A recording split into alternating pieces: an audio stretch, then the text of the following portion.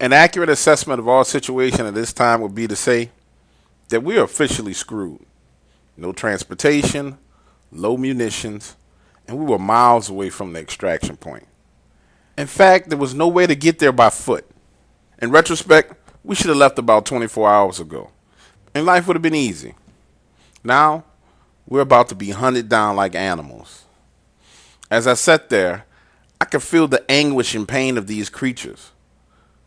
They were going to come and get us soon, and we needed to come up with a plan. For the first time ever, I looked into Steve's eyes and saw a level of fear as he paced back and forth along the riverbank with his head held high.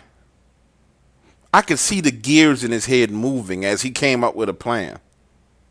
Now, I already knew he had a plan to get us out of here. He was past that part. But he was worried about something. The pain in my leg was so severe that I started to feel dizzy. And the next thing you know, I blacked out. I was awakened by the feeling of water on my back.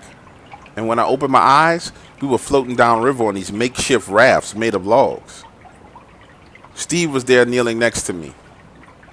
He propped me up on his backpack, looked me square in the eyes, smiled, and said, "Glad to have you back in the land of the living." "Where are we?" I asked.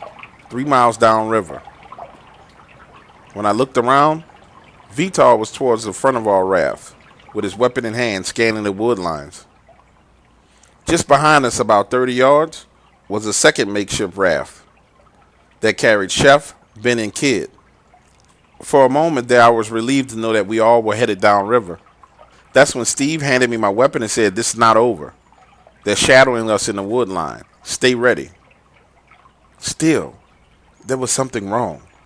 The look of fear was still there in his eyes.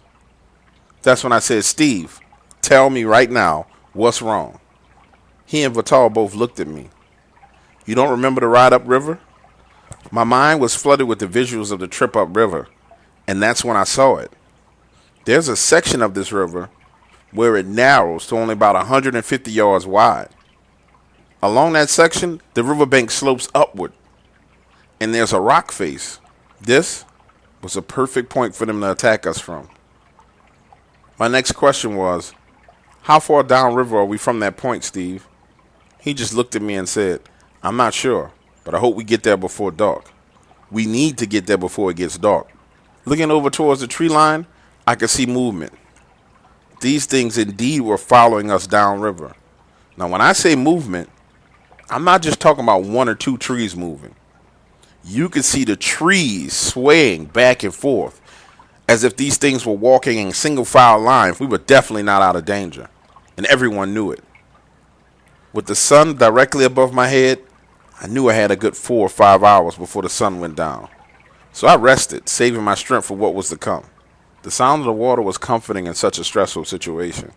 It made me think about Charlie. I didn't like him, but that was a horrible way to die. And for us to be forced to leave him was even worse. I'm sure he was being devoured by those beasts, his body torn apart limb by limb. It was one of the last things I remember before passing out again. That and the look of concern on Vital's face.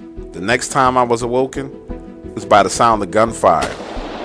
My vision was still foggy. My leg was in the most intense pain I'd ever felt in my life.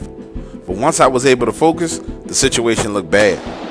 It was just about to turn dark, and we were in the middle of that 1-mile stretch where the river got most narrow.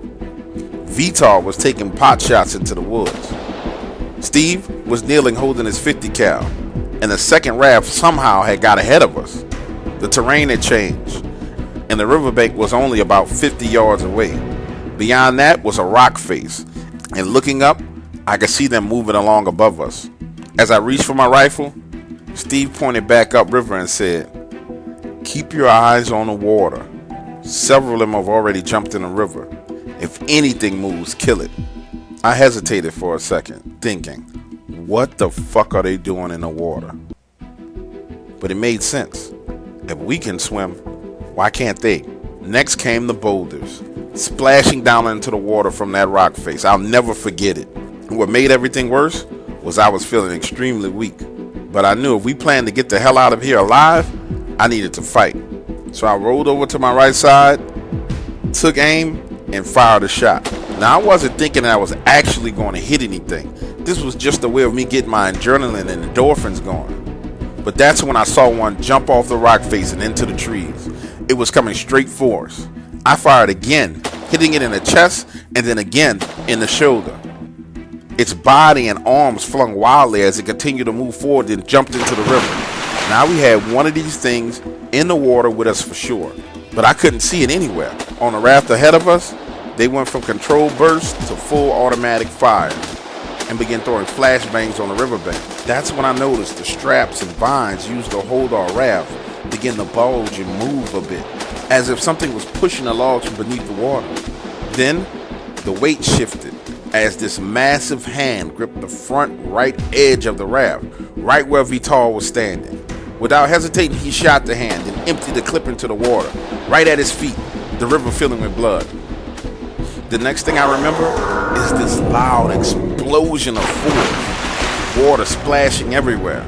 The raft that Ben and Kid stood on was flipped over, tossing them into the water. Seconds later, I saw Ben's head pop up first.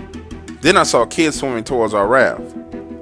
And as Ben struggled to hold on to this weapon and grasp one of the tree logs, I noticed that Chef had not come up yet.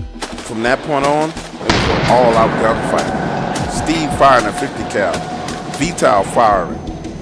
Kid had climbed on our raft and started firing. The whole while, Ben was holding on to a log barely out of the water and shooting his weapon at the same time. Several minutes passed before Chef's body came floating back to the surface. When we were able to retrieve it, his neck had been broken. This firefight went on for the next 30 minutes. They had killed 2 of our team members, but there was not going to be a third. We threw everything we had at them. I know that I personally killed another 5 of these creatures, and I saw Ben kill 3 more. And there's no telling how many that Steve killed with that 50 cal. 10 minutes later, everything went silent as the river widened and the creatures seemed to disappear. And during this expedition, we lost members of our little family. This was not the first time, but this was the worst exchange we'd ever been in. Steve looked down at me and smiled and said, "We made it out alive, brother. Now you need to rest." I remember him sticking me with a needle. And when I woke up, my leg was in a cast and we were on a plane. There's not much more to share outside of that. We went to kill a clan of Bigfoots. We were successful, but at what cost? It cost us the lives of our friends. We never been back to Alaska to hunt any other creature. And after that experience, we'll probably never set foot back in Alaska again.